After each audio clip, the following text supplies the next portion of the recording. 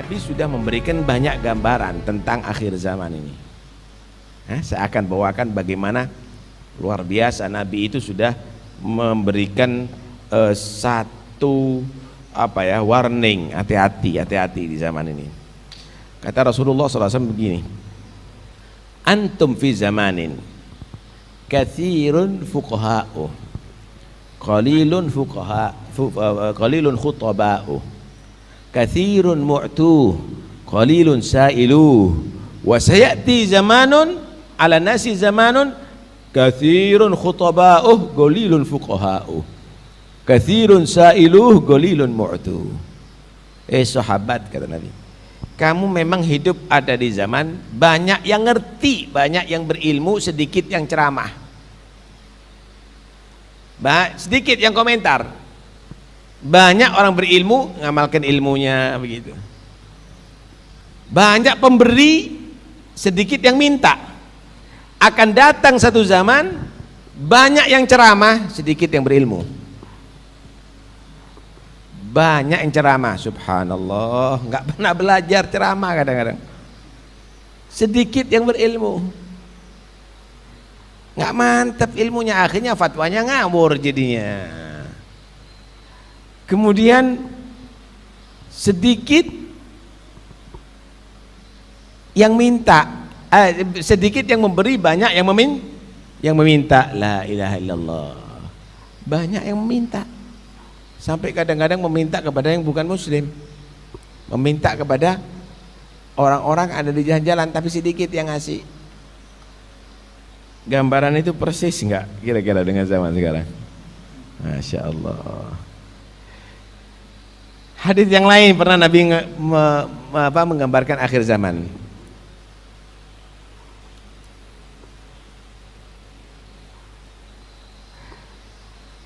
Inni la akhafu an tusyriku min ba'di. Dalam riwayat, mal fagru akhsha alaikum walakinni akhsha an tubsata alaikumud dunya fayadribu ba'dukum rigaba ba'din, atau kama qala sallallahu alaihi wasallam. Aku ini tidak pernah khawatir umatku ini jadi musyrik lagi. Banyak kelompok orang yang menuduh sedikit-sedikit syirik. Padahal Nabi menyatakan, aku tidak pernah khawatir umatku akan jadi musyrik lagi. Riwayat yang lain, aku tidak pernah khawatir akan terjadi kefakiran kepada umatku. Insya Allah minimal cukup lah, nggak usah bingung krisis ente. Tapi yang aku khawatirkan, kata Nabi, justru dunia akan maju kepada kamu, lancar kepada kamu, tapi kamu berebut, bersaing sehingga kamu siap memenggal kepala kamu satu sama lain. Nih, yang ada di Timur Tengah itu saudara, mereka saling berperang, tahukah Anda? Bukan karena kefakiran loh mereka, bukan karena kesyirikan, bukan. Tapi apa? Rebutan dunia, rebutan dunia, dan satu sama lain saling memenggal kepala yang lainnya. Subhanallah. Ini zaman sudah diterangkan oleh Nabi Sallallahu Alaihi Wasallam. Wah, banyak sekali hadis-hadis yang memang itu terjadi ada di zaman kita. Dalam hadis yang lain Nabi menggambarkan begini, sinfani min ahlin nar lam urahuma. Ada dua kelompok orang yang belum pernah aku saksikan yang akan terjadi di umat ini, dan mereka termasuk golongan ahli neraka. Yang pertama, gaumun mahum siyatun ka'adnabil bagar yadribuna biha duhuran nas. Ada beberapa kaum dengan congkaknya membawa cambuk cemeti, memukul semua punggung orang yang ada di sekitarnya. Gambaran penguasa yang dolim. Yang berkuasa di saat itu adalah yang paling kejam, yang paling menekan dan paling dolim.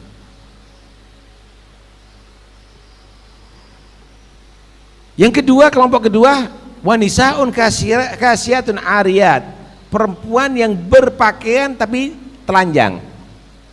Ini seakan-akan bertolak belakang ini. Berpakaian ya pasti nggak telanjang dong, telanjang pasti nggak berpakaian. Tapi ini nggak berpakaian tapi telanjang. Ternyata pakaian ketat atau tipis, saudara. Dan itu sudah ada di zaman kita. Bukan hanya pakaian itu, ma'ilatun mumilat, melenggok-lenggokkan badannya untuk mencari perhatian daripada yang menyaksikannya. Biduan-biduan.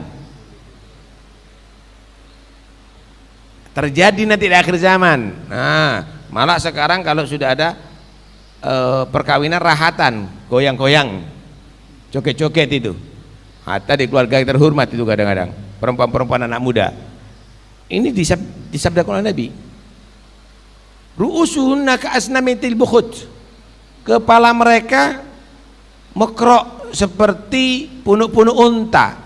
Rambutnya disasak. Rambutnya dibuat model-model. Ada yang model mekrok, ada yang model es krim dan lainnya misalnya. La yadkhulna jannah. Perempuan yang demikian ini dinyatakan tidak masuk surga, wala yajidna rihaha, bahkan tidak bisa mencium bau surga. Saudara, pernah enggak kalau mau mendekat dengan kamar pengantin, dibuka pintunya, breng, Allah, jeruk purutnya 10 meter sudah bau, gahrunya kan gitu ya, AC-nya terasa. Sebelum masuk surga 500 tahun perjalanan sudah terasa baunya, kenikmatannya sudah terasa. Jangan masuk, bau nggak dikasih oleh Allah Subhanahu wa Ta'ala. Banyak sekali sabda-sabda Nabi yang menggambarkan rencana. Sebenarnya kalau kita mau mempelajari hadis, kita tahu bagaimana kita harus bersikap ada di akhir zaman ini, dan itu sudah ada. Itu sudah ada. Nggak usah bingung kita umat Islam. Gimana solusinya? Ada, Nabi ngajarkan. Bagaimana umat Islam? Ya begini memang. Di akhir zaman ya memang begini, Pak. Bahkan nanti digambarkan oleh Nabi SAW di akhir zaman ini, yarawnal munkar ma'rufan wal ma'rufa munkaran. Di akhir zaman ini akan terjadi orang menilai yang bagus sesuai ajaran agama dianggap mungkar, yang mungkar dianggap ajaran agama. Lebih parah daripada itu, badiru bil a'mali fitanan kagita'illal mudlim yusbihu ar-rajulu mu'minan wa yumsi kafira wa yumsi mu'minan wa yusbihu kafira yabi'u dinahu bi'aradin yasirin minad dunya. Cepat-cepat kamu beramal, karena sebentar lagi akan terjadi fitnah yang sangat gelap bagaikan malam hari yang tidak ada titik terang. Bisa dibayangkan malam hari nggak ada api, lampu mati, nggak ada api, nggak ada bintang, nggak ada bulan, nggak tahu arah kita, mana timur, mana barat, mana kiblat, mana masjid, mana itu, nggak tahu arah kita. Akan terjadi di akhir zaman. Gelapnya fitnah itu bukan fitnah urusan duniawi, tapi agama, saudara. Fitnah agama, fitnah pemikiran, sehingga pagi mukmin, sore kafir, sore mukmin, pagi kafir, dibuat mainan agama. Kenapa? Orang sudah gandrung dengan urusan duniawi, menjual agamanya, menjual akidahnya karena urusan dunia. Ini gambaran ada. Karena itu ya ikhwani, kita pelajari hadis Nabi supaya kita tetap menjadi orang beriman sampai akhir zaman. Anak-anak kita juga seperti menjadi akhir zaman, dan ini sudah hal yang wajar. Tapi antum jangan khawatir. Tertekannya antum adalah kemenangan dari Allah. Kenapa? Bakal juga Nabi akan menggambarkan akan keluar seorang imam yang menyatukan semua umat Islam, itu Imam Mahdi. Ini kita nih ibarat orang yang hamil. Semakin gede, semakin gede, semakin gede, semakin sakit, semakin berat. Tapi kalau sudah 9 bulan lebih, lahir, habis, muncul yang kita idamkan. Kapan? Katanya Allah menyatakan liyudhhirahu 'ala dini kullih. Agama Islam ini akan dijayakan atas seluruh agama. Kapan? Akan terjadi nanti di zamannya Imam Mahdi atau Nabi Isa. Ada khilaf antara ulama. Yang jelas kemenangan tetap dari orang Islam. Cuma Anda sekarang lagi ada di zaman ujian. Hadis yang lain, Nabi SAW bersabda begini, al-khulafa'u min ba'di 30 sanah thumma min ba'di dhalika mulukun adud.